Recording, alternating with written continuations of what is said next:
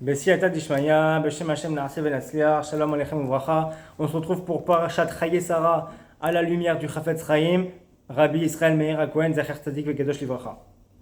Donc, ce Dvar Torah pour la Refoua Shlema de Yitro Ben Shlomo, une longue vie, Bebriut,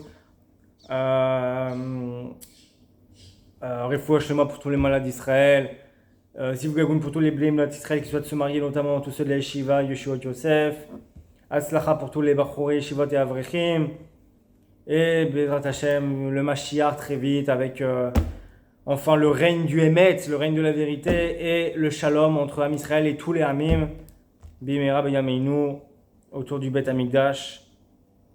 Donc on commence par Parashat Chayei Sarah. Shema'enu Adoni, Nesi Elokim, Ata Betochenu Bemifchar, Kevareinu Kevor et Metecha. Écoute-moi, mon maître, tu es un dignitaire de Dieu au milieu de nous, dans le meilleur de nos tombeaux, enterre ton mort. Donc nous dit le Chafetz Chaim sur ce verset. Par la suite, Abraham, alav shalom, demanda au fils de Heth de lui ménager une entrevue avec Ephron pour que celui-ci lui cède la caverne de Marpella qui se trouvait dans son champ. Ce passage présente une contradiction. Puisque les fils de Heth avaient promis, nul d'entre nous ne te refusera sa tombe pour inhumer ton mort. Pourquoi Abraham alav shalom fut-il obligé de demander à Ephron de lui céder son champ?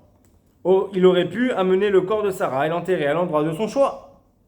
En vérité, Abraham alav shalom savait pertinemment que les belles promesses telles que « Nul d'entre nous ne te refusera » ou « Dans la meilleure de nos tombes ensevelis ton mort » étaient de simples formules de politesse qui ne devaient pas être prises au sérieux. Aussi a-t-il répondu au fils de Heth « Si vous voulez vraiment me permettre d'enterrer mon mort, ménagez-moi une rencontre avec un seul propriétaire. Parler avec tout le monde ensemble n'apportera aucun résultat concret. » On continue. Vayishkol Avraham le Ephron vechule arba meot shekel kesef over la socher. Avraham pesa à Ephron 400 cycles d'argent en monnaie courante. Nous dit Chafetz Chaim sur ce verset. L'écriture rappelle à plusieurs reprises l'achat de ce caveau. Par exemple, le champ qu'Avraham a acheté. De même, Yosef dit à Pharaon que son père l'a adjuré en ces termes. Dans mon sépulcre que j'ai acquis dans le pays de Canaan, là même tu m'enseveliras. Nous apprenons de là que chacun doit acheter un caveau, les 4 coudées où il sera inhumé, sans attendre de les recevoir gratuitement. Petit commentaire dans Maasai Lameler. Quand le gendre du Chafetz Chaim, Rabbi Tzvi Levinson, mourut en Russie, le Chafetz Chaim refusa la proposition de la Chevra Kadisha de lui offrir gratuitement une digne sépulture. Il paya le caveau de sa poche. C'est hyper intense, on a fini, c'était très court. Intéressant, déjà c'est vrai qu'on a cette idée de se rappeler toujours qu'en fait qu'on est poussière, on retourne dans la poussière, se rappeler la mort en fait. Se rappeler que la vie ici-bas elle est éphémère et qu'on ne connaît pas le jour de notre mort. Et donc il faut rentabiliser. Alors pas en argent, hein, mais en mitzvot, en avodat Hashem, en travailler nos midot, etc. etc.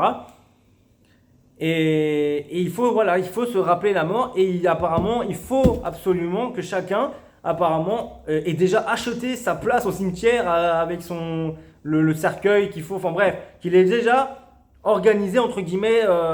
Que tout est prêt, que le jour où il meurt, au moins il puisse être enterré rapidement, qu'on sait où il doit être enterré, etc., que ça aille vite. Et apparemment, il faut payer ça. On nous apprend apparemment, on nous dit Chafetz Chaim, qu'il y a un dagesh, on met le dagesh dans la Torah, on met le point sur le fait que le caveau de Marpella a été acheté, et qu'il faut absolument l'acheter, et pas attendre qu'on reçoive gratuitement, etc., ou quoi que ce soit. Achète, et voilà, apparemment, Zem achète sa rire. Bon.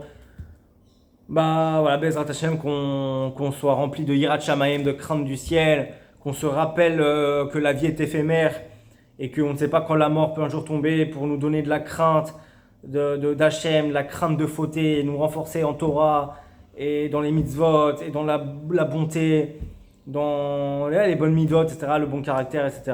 Baruch Adonai Olam, Amen, Amen.